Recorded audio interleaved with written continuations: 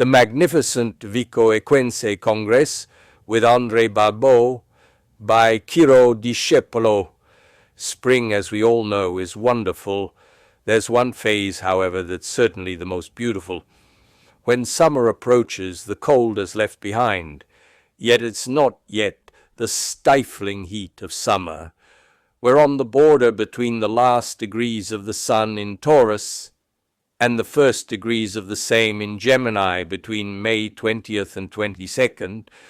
But while it's true that we're in the midst of spring these days, it's not equally true that it's spring everywhere. Remember that the Normandy landings took place on June 6, 1944, in practically winter-like weather.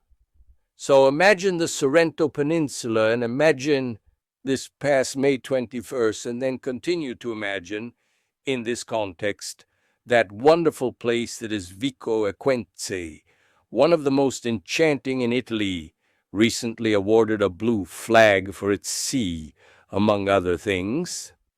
And consider that on that day, much of Italy was still winter, while there the stars had blessed a select few with 2 days of truly exceptional weather.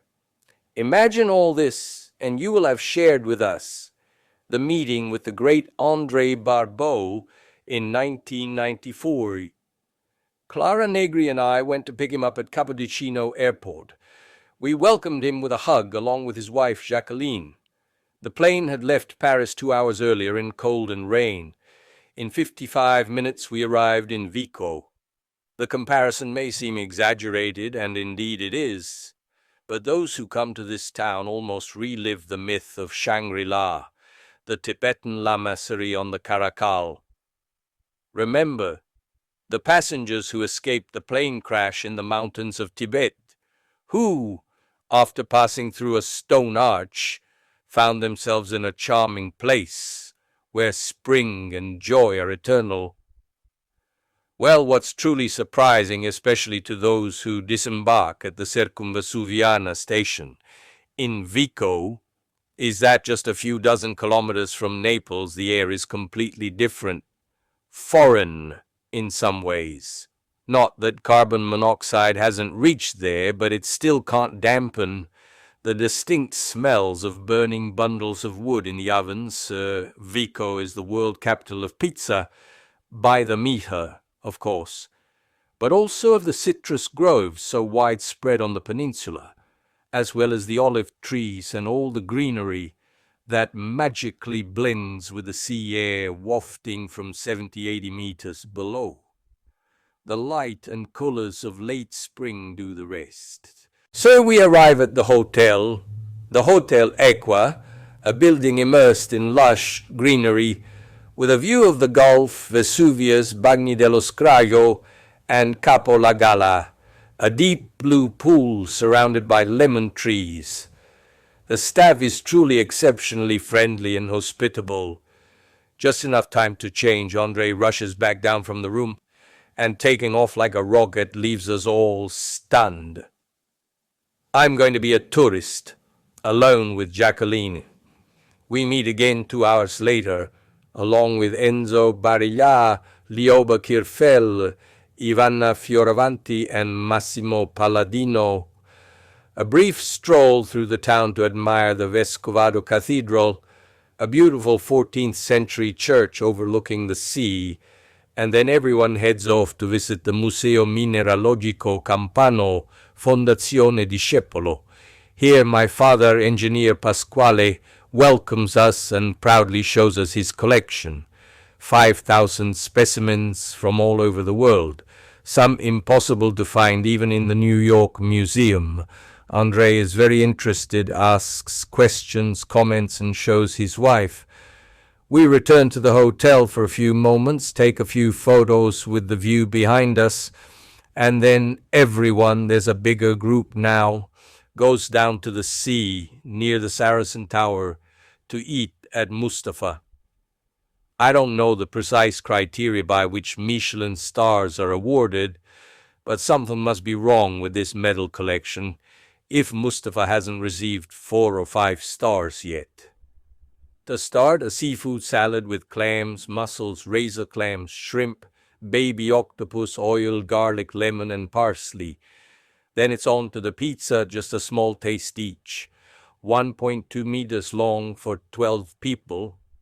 Then we get the half portions of linguine with clams and fresh cherry tomatoes. I can tell you the ingredients, but you'll have to imagine the aroma and flavor yourself.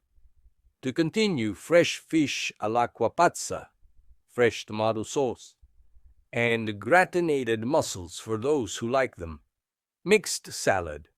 To top it all off, in honor of our Venetian guest, a nice chilled Pinot Grigio, but a local Falanghina would have been just as good.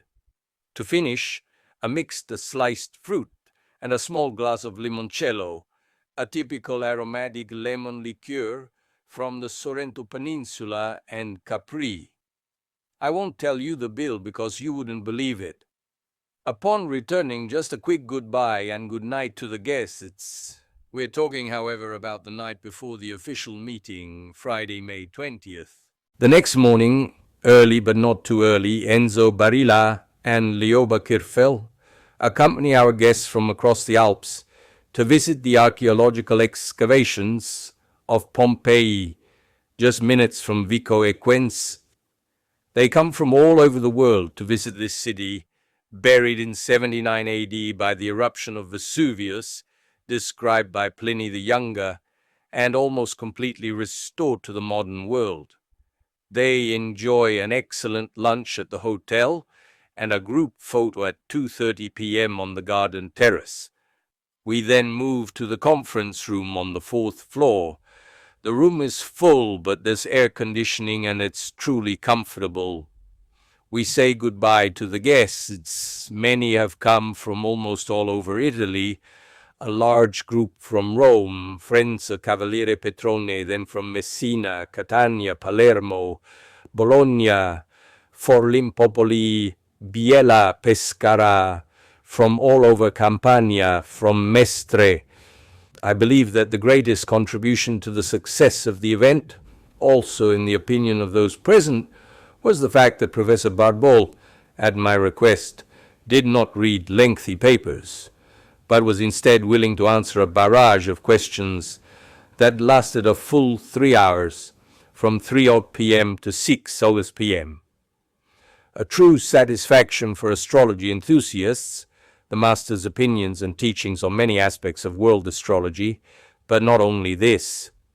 The main topics of discussion were the unresolved effects of the Uranus-Neptune conjunction, the war in Yugoslavia, communism and capitalism, AIDS, sex, spirituality, synastry, the value of the ascendant in the final degrees of a sign, opening and closing squares, and so much more.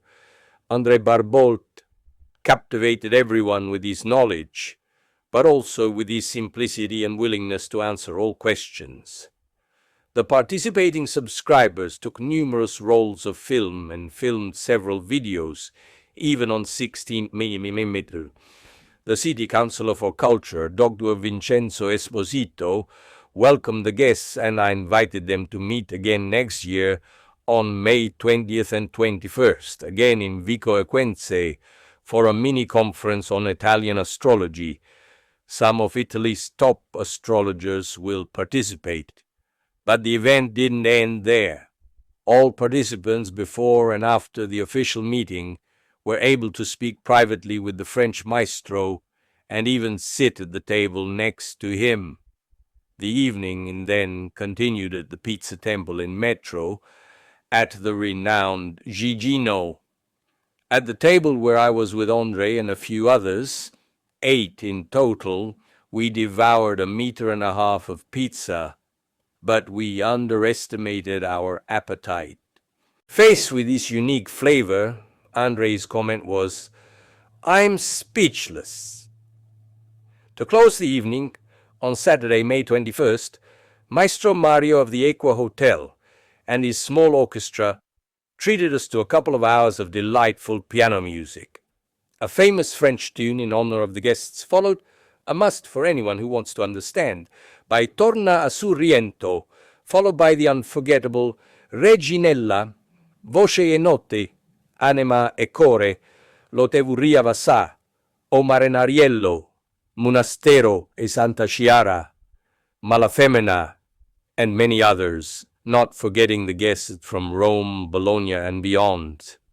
The next morning, Sunday, before the farewell lunch at the hotel, there was more sightseeing and shopping around town, followed by a mandatory stop for an excellent coffee at the Bar del Sole in the small square, followed by a small feast at Gabriele's, a true temple of the palate, to sample Vico's specialties: warm brioche with gelato and cream in the middle, lemon delights, caprignetti, revitalizing cheese bites, a symbol of family peace, cream cheeses with basil, salmon, chili pepper, radicchio, and arugula, cheesecakes with walnuts, bresaola, vegetables, and arugula, fior di latte braised with prosciutto, the famous local mozzarella, an almost endless array of gelatos of every flavor, ice cream cakes, olive bread, and bottles of limoncello everywhere. Gabriele himself forces you to try everything free of charge, and if you forget about cholesterol, you can stay there for an entire morning. My friend Francesco Maggiore and his wife left for Palermo with a small cooler filled with 12 kilos of all sorts of goodies, including jars of rum-filled baby babas. A final farewell at the hotel, and a promise to see each other again next year, all enchanted by this enchanting place. The extraordinary friendliness and hospitality of the locals, the local culinary delights, and not least the incredibly reasonable prices. My friend Serenella Margherita, commenting on the hotel bill, said, "If you're not careful, you also run the risk of the concierge handing you a check."